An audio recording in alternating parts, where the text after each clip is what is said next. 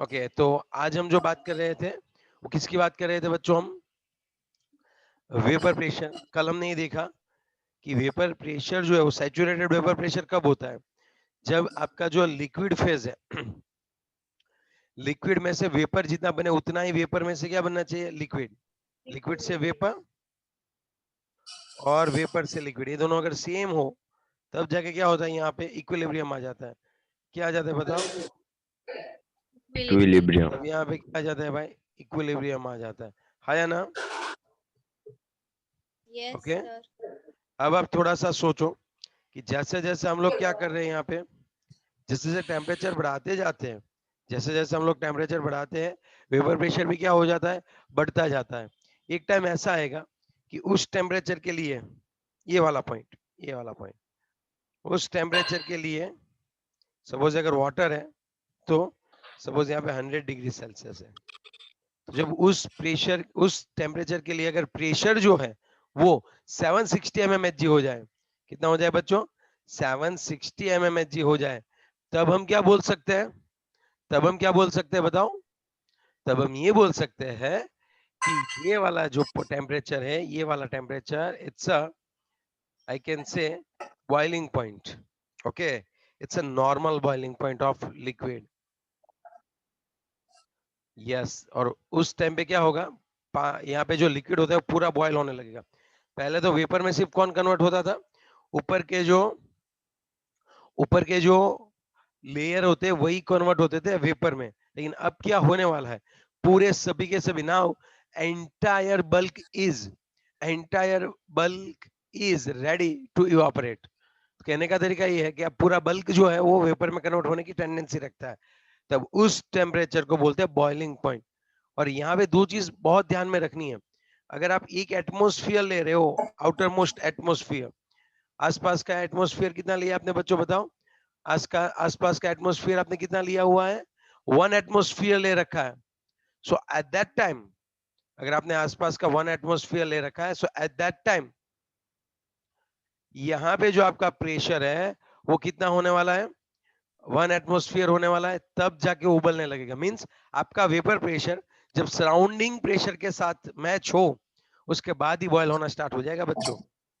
अगर आप 1 एटमोस्फियर ले रहे हो तो उसको नॉर्मल बोलते हैं, नॉर्मल बॉइलिंग पॉइंट। लेकिन आप आउटर मोस्ट प्रेशर को 1 बार ले रहे हो, तो 1 बार, तो जब आपका प्रेशर 1 बार हो तब हम उसको बोलते हैं स्टैंडर्ड बॉइलिंग पॉइंट। तब हम उसको क्या बोलते हैं बच्चों? Standard standard boiling point. Boiling point बोलते हैं। That's ought. ओके, ये यहां तक हुआ। ओके, तो कई बार क्या होता है, अल्कोहल होता है, अल्कोहल, तो अल्कोहल का वेपर प्रेशर ज्यादा रहता है और कम टेम्परेचर पे वो क्या करता है, अब सोचो कि अल्कोहल पहले क्यों उबलने लगता है? अल्कोहल तो तुरंत चला जाता है क्योंकि बहुत ही कम टेम्परेचर, अराउंड 78 डिग्री सेल्सियस पे तो अल्कोहल जो होता है उसका वेपर प्रेशर कितना हो जाता है? उसका वेपर प्रेशर कितना हो जाता है बताओ? चलो जोर से बताओ, कितना हो जाता है? 760 mmHg. 1 एटमोस्फियर। ओके, यस और no? Yes sir. That's out. तो ये था पूरा जो हमने कल पढ़ा था। वो आज जो मैं बात करवाने वाला हूँ बहुत ही बढ़िया सी है। अब हम बात करने वाले हैं सरफेस टेंशन पे। अब हम किसके ऊपर बात करने वाले बताओ? Surface surface tension. टेंशन। हाँ, तो उससे पहले मैं एक बात करना चाहता हूँ कि ये होता क्या है सरफेस टेंशन। तो पहले आप सरफेस एनर्जी के बारे में थोड़ा सोचो। पहले आप क्या सोचो भाइयों? सरफेस एनर्जी ये होता क्या है एग्जैक्टली? डोंट वरी, मैं आपको बताता हूँ। ओके, चलो म्यूट हो जाओ बच्चों, जो अनम्यूट है वो। हेनिल, बहुत डिस्टर्ब किया बच्चे आज तूने हमें। चलो अब आप थोड़ा सा सोचो कि जब कोई वेसल है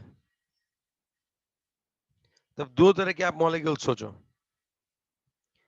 एक मॉलिक्यूल ऐसे हैं जो सरफेस पे यहाँ पे है, और 3D में सोचना थोड़ा, और बाकी मॉलिक्यूल जो बल्क में होते हैं यहाँ पे है ना। जो मॉलिक्यूल बल्क में होते हैं ना उनके ऊपर वांडरवाल्स फोर्स जो लगेगा, जो इंटरमोलिक्यूलर अट्रैक्शन फोर्स होगा।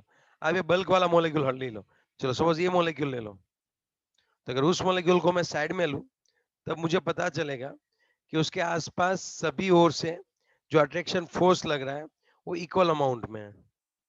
समझ रहे हो मेरी बात? इस तरह से यहाँ पे जो है वो सभी में से किस तरह से है भाई? चलो ये सभी कैसा है? इक्वल अमाउंट है। समझ रहे हो मेरी बात? है या ना?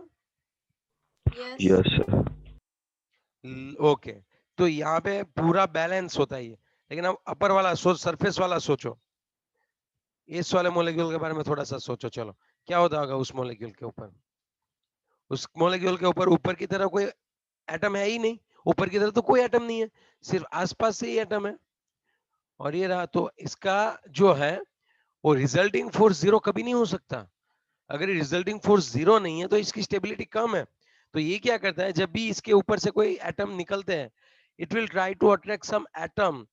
आ रही है पूरी बात समझ में? यस और नो? Yes, sir. तो ये जो ऊपर वाले रहते हैं उनके ऊपर, ये जो ऊपर वाले लेयर है उसके जो मॉलिक्यूल है, एटम है, उनके ऊपर रिजल्टिंग फोर्स जीरो नहीं होता है। रिजल्टिंग इंटरएक्शन फोर्स जीरो कभी नहीं होता है। तब हम क्या बोल सकते हैं? तब हम क्या बोल सकते हैं एग्जैक्टली? वो स्टेबल नहीं है। हाँ, यहाँ पे इनकी वजह से कोई ना कोई क्या आता है यहाँ पे, बताओ? फोर्स जनरेट होता है पर मीटर स्क्वायर। जितना भी ये फोर्स क्रिएट करते हैं, जूल पर मीटर स्क्वायर, इसको बोलते हैं उसकी सरफेस एनर्जी। आई बात समझ में आपको?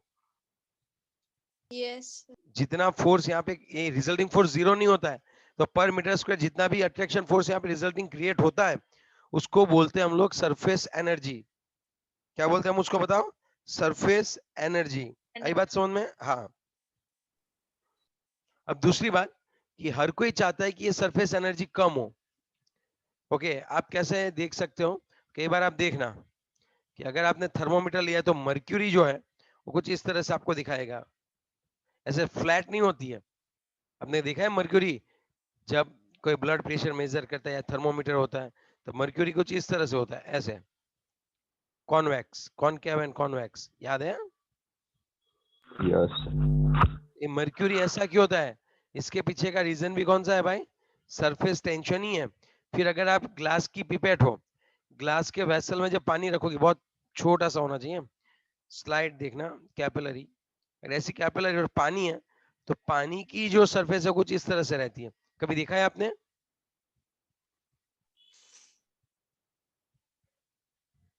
अब जब पिपेट पिपेट यूज की आपने, लैब में पिपेट होती है या फिर बहुत छोटी सी ग्लास की ट्यूब होती है ऐसी,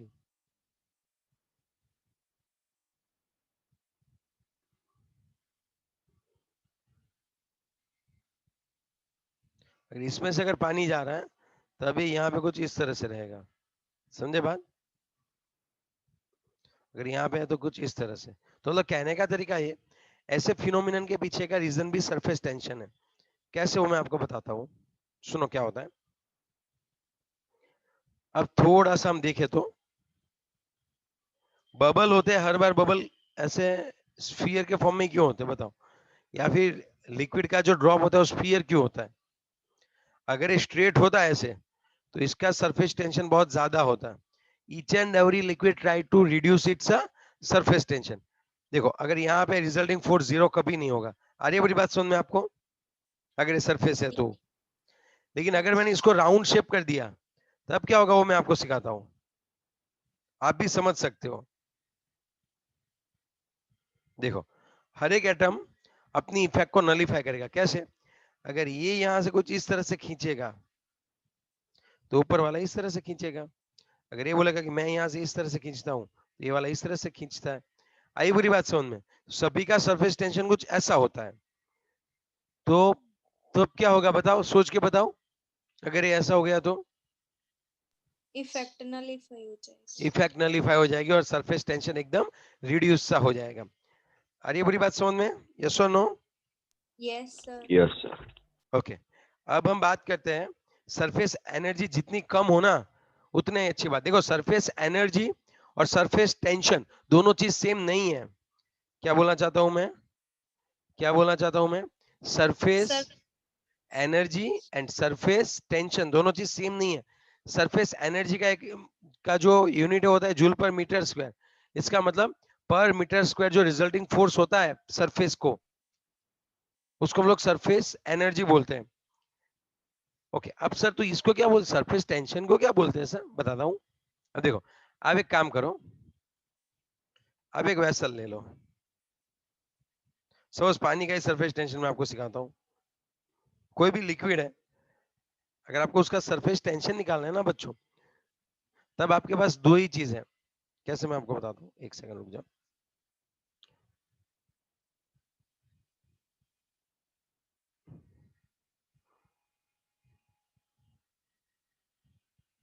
सपोज एक वेसल है, ठीक है,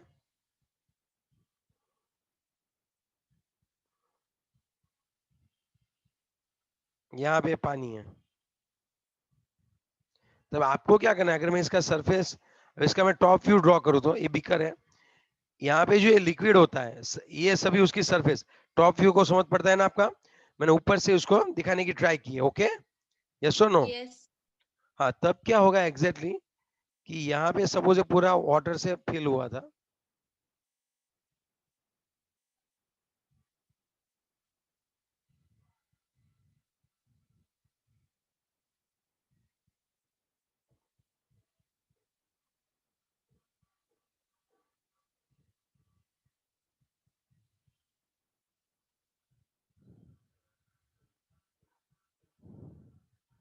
ये पानी है। अब इसके ऊपर मुझे क्या करना है, एक यूनिट लेंथ की, आप क्या करो, एक यूनिट लेंथ की एक परपेंडिकुलर एक लाइन ड्रॉ कर दो। मतलब पानी के अंदर आप क्या करो, मैच स्टिक रख दो, स्टिक रख दो एक यूनिट लेंथ की, समझे बात? जैसे हमने पानी के ऊपर मैच स्टिक रखी, समझ रहे हो मेरी बात? तो एक यस साइड सर। के जो मॉलिक्यूल है, ओके, अब एक साइड के जो लिक्विड है, लिक्विड के जो मॉलिक्यूल होते हैं, वो इसके ऊपर जो भी अट्रैक्शन फोर्स क्रिएट करते हैं, यहाँ पे क्या करेंगे, ये मॉलिक्यूल इस स्टिक के ऊपर क्या करेंगे, अट्रैक्शन फोर्स क्रिएट करेंगे। आप समझ रहे हो मेरी बात? Yes sir.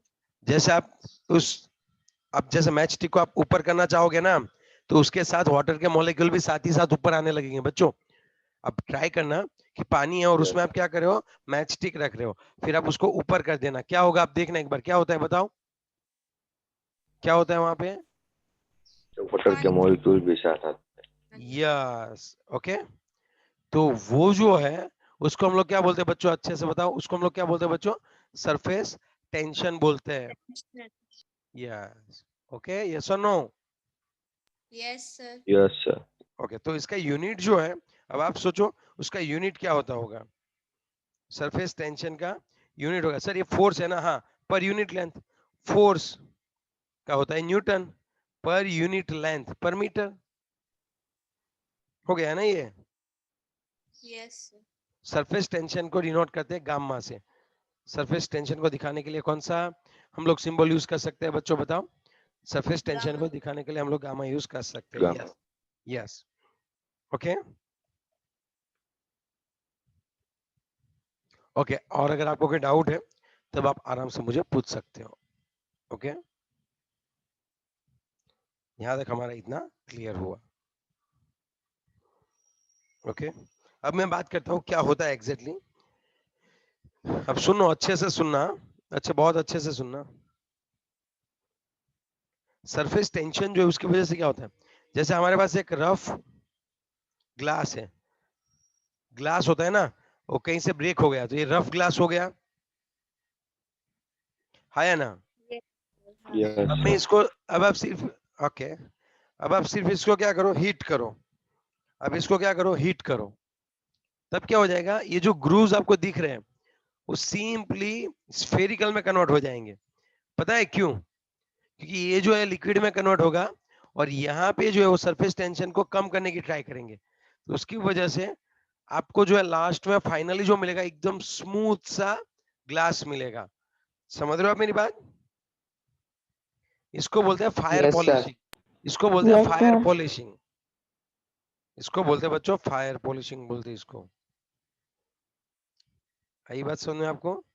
इसको हम लोग क्या नाम दे सकते हैं बच्चों, फायर पॉलिशिंग का नाम दे सकते हैं। ओके, यस और नो? है ना? Yes, sir.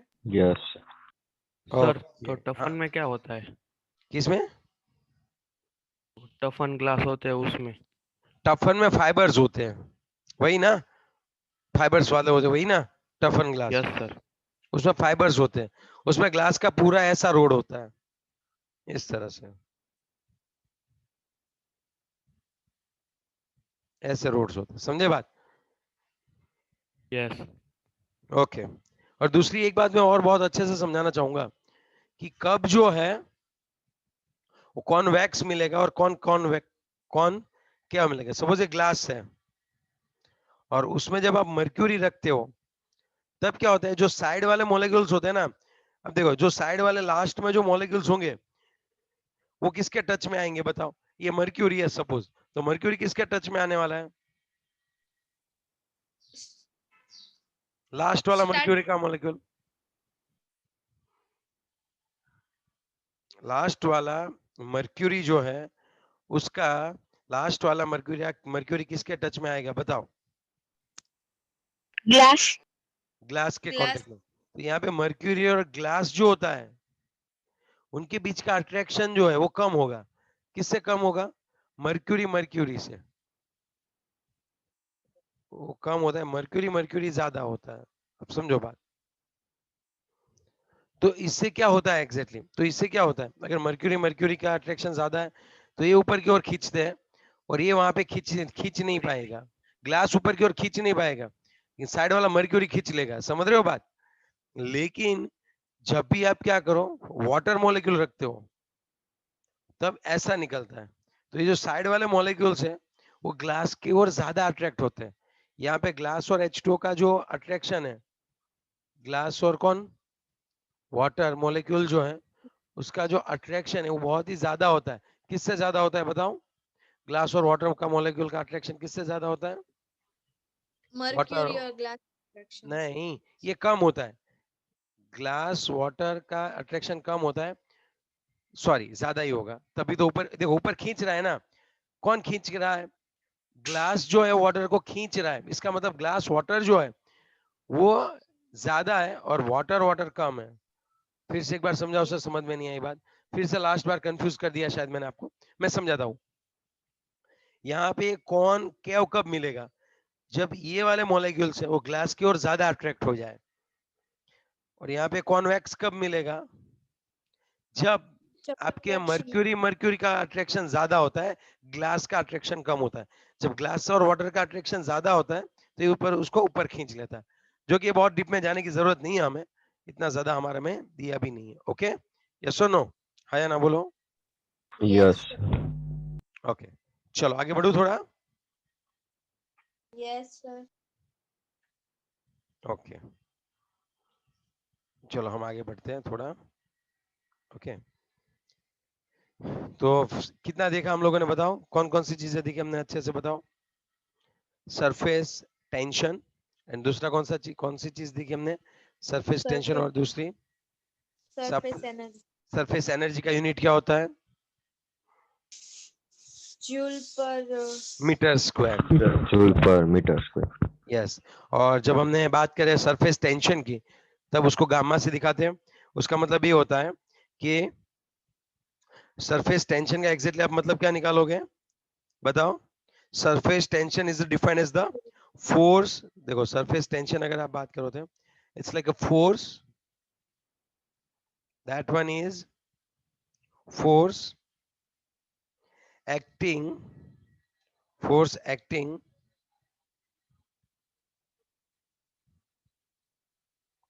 per unit